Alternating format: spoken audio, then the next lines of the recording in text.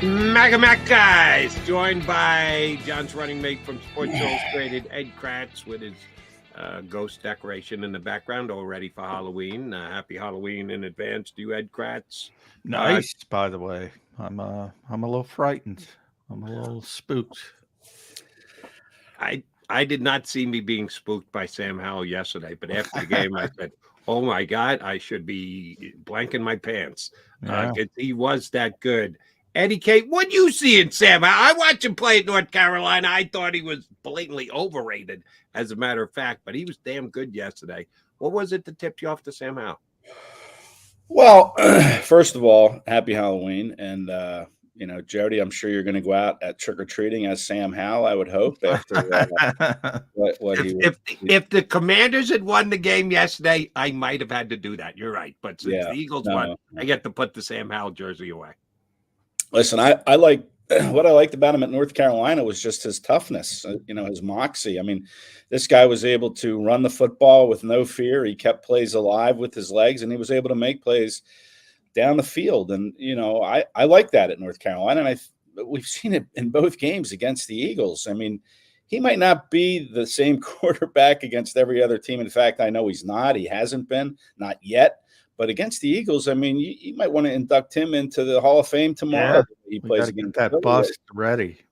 He picks up first downs with his legs. The guy's been sacked 40 times. He doesn't seem to show any signs of shell shock from that. I mean, he stands in the pocket. And I know he got the ball out quickly yesterday, and you wonder, where was that game plan all year if you're Eric Bieniemy? That's, to me, kind of an indictment on the Washington coaching staff. I mean, this guy is better getting the ball out quick, and you keep him upright if you're getting the ball out quick. And I know the Eagles have the great pass rush, and every game plan is different, but you have to account for the fact that our quarterback's getting killed back there. We got to get the ball out quick. Why did it take until week 8 to figure that out? And we'll see if they figure it out going forward. But right now, the Commanders look a little dead in the water. But, boy, that's no fault of Sam Howell's. Career high, 397 yards passing, 39 completions, which is, that's 3 games worth for a lot of quarterbacks. For Tommy DeVito, it's 3 years worth. I mean, and John pointed this out yesterday. I mean, as much as I'm indicting the Washington coaching staff here, I mean, the Eagles shut down Tua Tagovailoa last week. I mean, they shut him down. This great quarterback from Alabama who was throwing for 500, he had 500 in total yards of offense a game, 37 points. He did nothing against the Eagles. Then Sam Howell. Crazy league. It is a crazy league. Sam Howell comes in and just picks them apart and keeps them into the game until, the onside kick that Devontae Smith recovered with a minute to go. But, yeah, I liked Sam Howell a lot at North Carolina, and, I just thought he would be a pretty good pro. And so far he's looking like a pretty good pro. Yeah, but here's the problem. I just checked. No more games against Eagles this year for Sam Howell. He's gonna have to earn that continued trust of Ed Kracz against us. Yeah. So you don't think the Commanders are a playoff team? I guess. You never know. I mean, the last playoff team is 4-4 right now, and they just lost their quarterback for the season. So they're 3-5. They're not out of anything. If they who knows? Maybe they get some juice. There are no moral victories, but they finally figured something out on offense. Maybe Eric Bieniemy does learn he's got to get the football out a little bit quicker. Who knows? But I was impressed by Sam Howell. I thought he played. It wasn't only the game plan. I thought he played really well with it, in it. And did a lot of good things. So but we've seen these games with Jonathan Gannon, these high completion percentages, and it drives the Eagles fans nuts. When you're, I think it was 21 of 22 at one point, Ed. When things are going that drastically poor from an Eagles perspective, and the pass rush isn't getting home because the ball's coming out quickly or whatever reason, they're having a crappy game. What do they have to do differently on the back end? Can they do anything differently? Well, it was they had 2 new safeties in there from a week ago against the Dolphins, right? I mean, Reed Blankenship was back, did not play very well at all. I know he had that big turning point interception that set up that go-ahead touchdown for the Eagles to get their first lead of the game with 7+ minutes to go.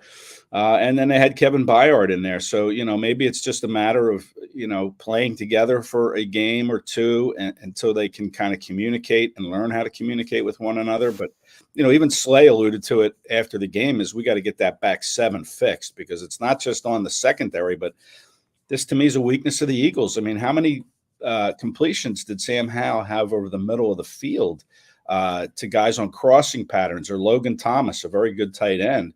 That they don't have a linebacker who can cover the middle of the field, it looks like. I mean, the Kobe Dean, a little on the shorter side. Zach Cunningham's on the tall side, but that's not his strength, is covering, backs or tight ends or receivers on crossing patterns in the middle of the field. So if you're looking at a trade deadline move from Howie Roseman Tuesday, 4 p.m., you might want to put linebacker on the list, because they need somebody who can come in and cover the middle of the field like Kaiser White did and TJ Edwards learned to do in 4 years with Philly before moving on to Chicago.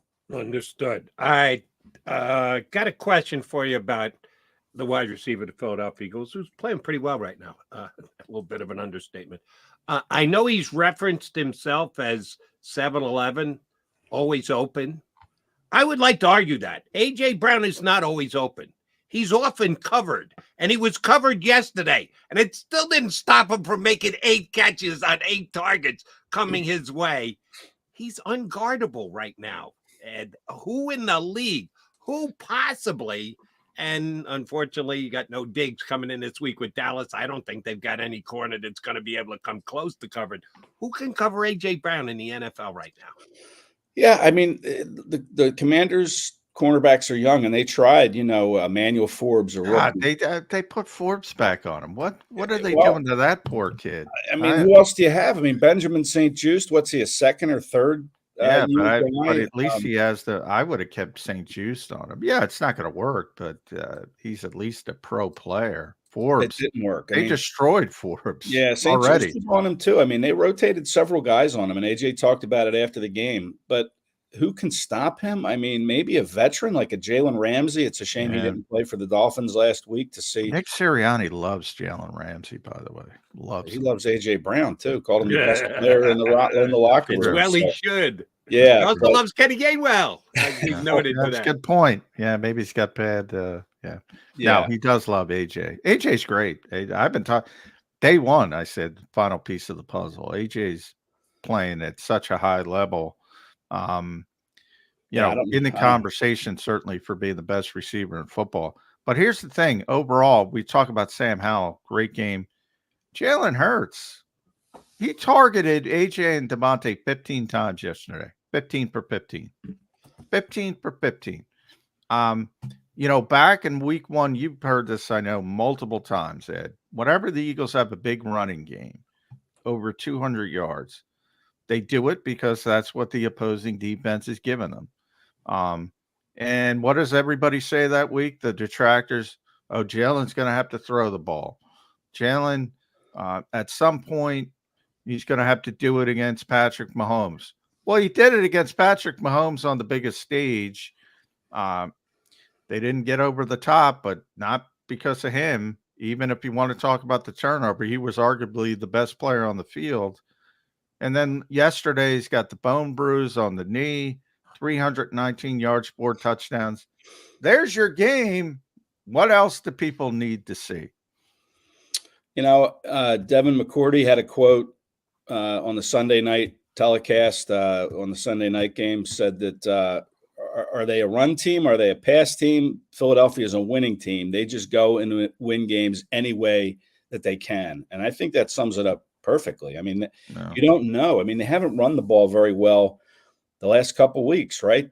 Under 100 yards both games. And this is an offense that likes to run the ball, and they just haven't been real successful at it. And talk about the trade deadline again. I mentioned linebacker. Maybe a running back is on that list. I don't think it would be. You have Rashad Penny, who hasn't been able to get on the field this year. I mean, why not give him a shot? He's a hard-nosed between the tackles runner.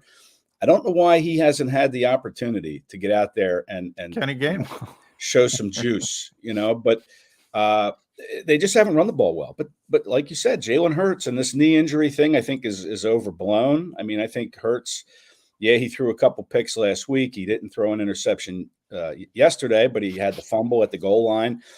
He is turning the ball over a lot, but I don't think that has anything to do with a knee injury. I mean, this team is still winning despite being -3 in the turnover ratio category. You know, we haven't talked about this. I forgot to bring it up.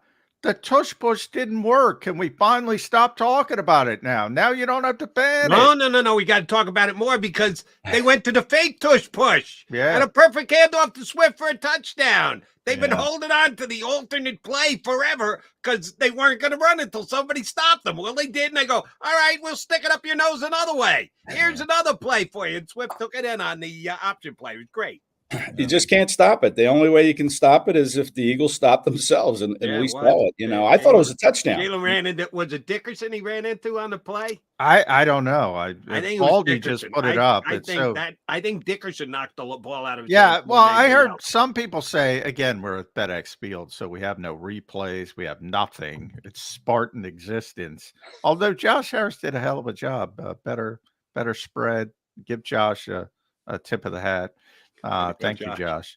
But as far as, we can't see anything at FedEx Field. So a bunch of people said the snap didn't come up to him, but it seems like he got the snap. So it seems like the fumble was on him. But he took ownership of that. I mean, even Kelsey said after the game that he thought the snap was good. He thought it was a touchdown. He didn't know that the ball had even been fumbled. But Hurts said, I didn't put the ball away. So he took ownership of that. So that's kind of what we have to go with. And that's the only way to stop it is if the Eagles make a mistake on it. If they line up off sides like we've seen them do, or fumble the ball. All right, Ed Kracz, if let's say in one of the high-intensity practices the Eagles have this week, Julio Jones pulls a hamstring, and he's going to be out for a period of time. Has he already earned his keep with yesterday's touchdown grab? I say he's done. If he never takes another snap as an Eagle, it was a smart move by Howie Roseman to bring in Julio Jones. Agree or disagree? Well, I mean, how can you disagree? He helped win that game yesterday. I mean, that was a nice catch. He really got drilled. That was a really nice catch. The pass was a great throw. No, it was a much better catch than it was a throw. Exactly. The pass was a little behind him, and Julio, being the future Hall of Famer that he is, kind of, reached back in traffic, ignored the hit that he was about to get, and made it a nice catch. And that was a huge catch. I think it was a third down throw. So you don't come up with that play. Then what do you do? You're looking to take a touchdown lead. Obviously, the way the Commanders are moving the ball, and Sam Howell, Jody, was moving the ball. How's that for a spike?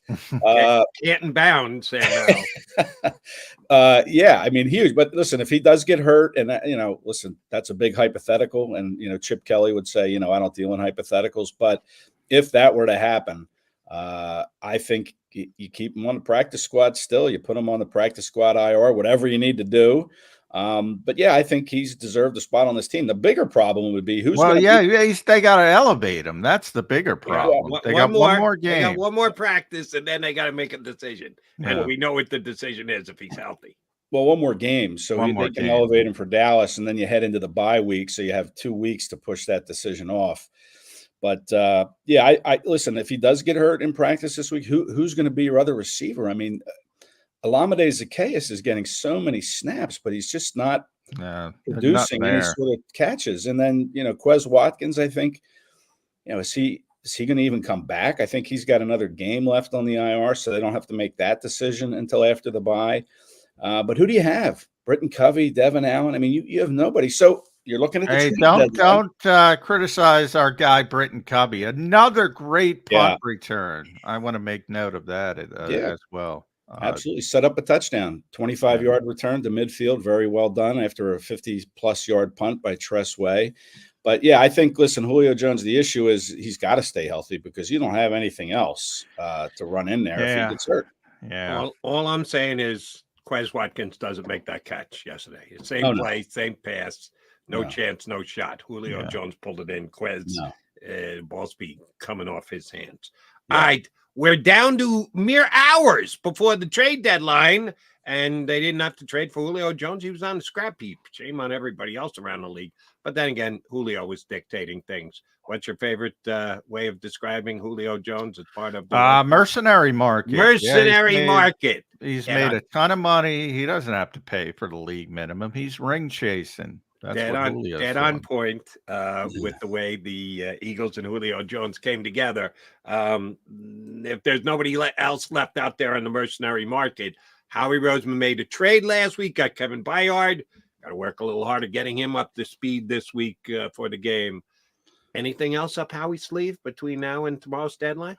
Well, yeah, I think so. Yeah, for sure. I mean, will he get something done? I don't know. And maybe we should. You mentioned Julio Jones off the scrap heap. Maybe that should be kind of what we're looking at, is who is on the scrap heap. I mean, who can they bring in? Because Jones was such an out of the blue signing, just like Linval Joseph and then Ndamukong Suh last year were.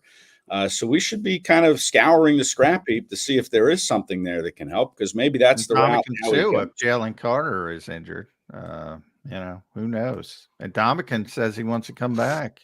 Maybe he comes back here. But hopefully nothing's wrong with Jalen Carter long term. No, that would be terrible. But yeah, listen. Howie's going to try to make a deal. He probably should trade Derek Barnett or just release him. I mean, come on. Now that you went there, held him this long, you're not releasing him. Tell me you're going to get a third. John's been telling me for 6 months now they get a day 3 pick for Derek Barnett. No, they can't. Do you not think they've been shopping him for 2 weeks to try and see if anybody, and I mean anybody in the league, would take him? And the problem is nobody's willing to give him anything for Derek Barnett. Hey, there are so many dumb GMs in this league, Jody. Apparently, none have bit so far. John, do you think Howie hasn't been attempting to take advantage of all those dumb GMs? I don't know if he wants to trade them. That's the problem. This guy got a 5th round pick for Jalen Stickenrager. I mean, there are so many dumb GMs in this league. I think he could get a 7th round, a conditional 7th round pick, but a conditional 7th round pick for Ed Kracz. I really believe it. They could say, yeah, Ed played ball back in the day and get somebody to play. Yeah. I mean, it has more to do with the dumbness of the other GMs. I'm not trying to. Well, apparently not. They're not that dumb. If they haven't traded for Derek, your assumption where I disagree with is he's been on the market. I don't necessarily know he's been on the market because he values the defensive front so much, and he wants to come at people in waves, and he wants to have all this depth. Like Kentavious Street, I say, but I don't know if they want to trade Kentavious Street. He doesn't play that much. Yesterday he played season high because of all the injuries they were dealing with, but he hasn't played that much this season. I don't know if he wants to trade him because he wants that depth on the defensive front so much. But boy, Ed, I look at the back 7, and you mentioned linebacker, but also slot corner. This has been historic, the turnover at slot corner, how many slot corners they played. Are we at the end of the rope, or are they going to add more at slot corner? Well, it's kind of a shame Bradley Roby hasn't been able to play the last 2 weeks because you really haven't had a good evaluation of whether he can be the answer or not. But, maybe he is the guy when he comes back from that shoulder injury. They didn't put him on IR, so you wonder if he comes back for Dallas. But I think Bradley Roby could be that guy. They just don't know. So, yeah, maybe slot corner could be in the future if you can find one. I mean, they got one, but he's been suspended for the year. They got one. Isaiah Rodgers. You mentioned this in the car drive home. Maybe he's lobbing the NFL. They lessened the suspension for Jameson Williams and somebody else. There was a second player. Right. They lessened the suspension.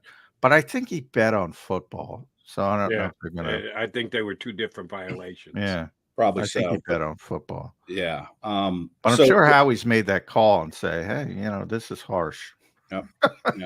Yeah, I'm sure he's lobbed, called Goodell's office to see what he could do. But right now, it's kind of an issue for sure. It is historic that this is Roby's their fourth one. We saw Sidney Brown get in there. He's the fifth one to play the slot. I mean, it's just kind of a revolving. They've used 8 slot corners. Is that what it is? Wow. That's a lot of slot corners. Yeah. You know, and they have Ronell Williams, a slot coach who just doesn't have any guys to coach. I mean, but yeah, I don't know. I think that could be, you know, on their shopping list. Derek Barnett, we were talking about him. I mean, he only played 7 snaps yesterday. I mean, this guy is just kind of an afterthought now, and you'd be doing him a favor. But it was interesting. Oh, he wants out. There's no doubt. Sure. He wanted out before the season, but it was interesting when Howie acquired Robert Quinn at the trade deadline last year, close to the trade deadline. He kind of alluded to the fact that they struggled a little bit with the rotation with Barnett having torn his ACL earlier in the year. So, you know, I don't think he'll just give him up or just release him. But if a team wants to give him a 6th round pick or a 7th round pick, I'm pretty sure he'd take it. Not happening. All right, last thing for you. What is the round? What round would it take you if you're advising Howie Roseman? Howie calls you and tells you, Ed, here's what I got on the table. Should I pull the trigger or should I actually believe that I can hold out for more? What round pick? Does it have to be a 1st round pick? Would you do it for a 2nd round pick? Possibly a 3rd round pick? Or Jody, this is a difference you can drive a truck to. There's a reason I'm doing that. Would you trade Marcus Mariota to the Minnesota Vikings? Once upon a time, the Eagles traded a quarterback to the Minnesota Vikings and they got a first round draft pick for him when he wasn't worth nearly that. Sammy Sleeves. By the way, you know who they got with that 1st round pick? Who was that? I believe Derek Barnett. I believe that was the Vikings pick. See how things all come circular. All right. How big a draft pick does Minnesota have to get for Howie Roseman go, yeah, take my backup quarterback? Yeah, well, listen, Minnesota's in a tough spot, obviously, and that apparently is a pretty tough offense. You don't like Jaron Hall? That's, I think, the 4th time I've heard that name. Sam Howell, Jaron Hall. I can guarantee you that. I've heard that name 5 times now, and an hour later, I still forget it. So, you know, it's gonna. They need more than just whoever. So yeah, I would listen. They're not going to give up a 1st for Mariota. If they do, boy, that's just, you know. Now Rick Spielman's in Miami. John just keeps saying there are a bunch of dummy general managers in this league. Not that dumb. Even not that, yeah. I mean, what about it? And we talked about this on the car ride home last night, John. What about trading him straight up for Jordan Hicks? You know, yeah, we did. A lot of people brought that trade up, which I think would be a great trade for both teams. But I said this earlier in the show, I don't think Howie's trading Marcus Mariota. He wants a backup quarterback. He doesn't want the season to be over if something happens to Jalen Hurts. Everybody in this league gets injured. Jalen's gotten injured luckily for short periods of time. Kirk Cousins is a perfect example. Guy never got hurt. Now, the most durable quarterback in the NFL for over a decade, bang, boom, you got hurt. Zach Ertz, 100% injury rate in this league. If you play long enough, you're getting hurt. And Howie doesn't want to have to give up on the season and go to his Jaron Hall. And we all like Tanner McKee, and we all thought he played well in the summer. The Eagles do not want to play Tanner McKee. No, this isn't the preseason anymore, as Josh McDaniels said about Aiden O'Connell out there in Las Vegas. You know, and he's not playing Aiden O'Connell, and that would be the same way with Tanner McKee. I mean, good summer, but not against the first team guys. So, you know, you're right. If they traded Mariota and then something were to happen to Jalen Hurts, then, you know, Howie would be, you know, ridiculed for making that deal. Because then what do you have after McKee? You'd have to go out and sign somebody off the scrap heap. And who's out there? Ian Buck. I don't know. Is Ian still out there? I don't know. The Vikings might sign Ian. Matt Barkley. He wasn't. Hey, that was pre-Sirianni, wasn't it? When Barkley was here. Yeah. That was Chip moving up in the 4th round to grab him. It would be a disaster if they traded him and something were to happen. And then what do you got? I mean, then you have McKee and whoever, scrap heap guy. Well, come on. You know where the cries are going to come from if they do this. Nick Foles, baby. Bring back Nick. You know Now, that's what going to about happen here in how Philadelphia. amazing is it? Because we saw the uptick, Ed, up close, and we saw the downfall. How amazing is it that nobody talks about Carson Wentz? There's got to be books written about this guy. I mean, he was so good, and then just such a precipitous fall. It is astonishing. Nobody would read that book. Nobody would read it. They'd be a loser. Listen, if Joe Douglas didn't want him when they lost Aaron Rodgers, that says a lot. I mean, Joe Douglas was in Philly when the Eagles drafted him, and he doesn't want him. So that kind of tells you all you need to know about Carson Wentz. And here's a stat about Nick Foles and this comes from our friend Jeff Kerr, who said that the last quarterback to throw for over 300 yards and 4 touchdowns without an interception for the Eagles, of course, Hurts did it last night. The last one was Nick Foles in the 2013 season when he threw those 7 touchdown passes out in Oakland. So it's been Raiders game.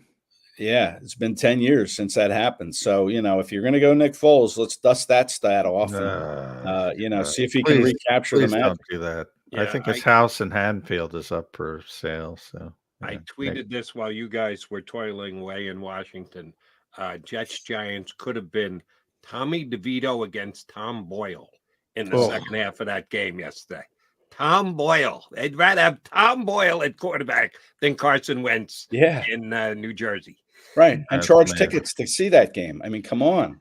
Yeah. All right. Nobody's going to read the book. They're going to have to read our Dale Mabry book, Garrett's Morgan book. Ed and I are working on the famous highway names near stadiums. And rest stops. And rest stops. Molly Pitcher. And rest stops. Molly Pitcher there in North Jersey. Yeah. Dale Mabry's got some quality establishments on that. Now, Dale Mabry, everything, I was joking, Ed, everything in Tampa. Where give directions. It's right up Dale Mabry. Everything in Tampa. Yeah. There's a couple of places I have been on Dale Mabry. Yeah, everything. I'm sure the Applebee's wasn't one of them. I'm pretty sure. The Applebee's was not one of them, but dress was optional. We'll just leave it at that. Okay. Eddie Kracz, good stuff. Always a pleasure, bud. Sam Howell thanks you. His parents thank you. Everyone associated. You stuck by him, and damn if he didn't look like a Hall of Famer. Yep. But let me just confirm one more time. Oh, that's right. He's 0-2 against the Eagles this year. Oh, right. And 2. Tough league to win in. Tough league to win, but I think he's going to figure it out. He played very well yesterday. Eddie, good stuff. We'll talk to you next week. Thanks, guys. Kracz here with us on Birds 365. All right, Mac and Mac coming back. You know what we got to do. Put a bow on this show.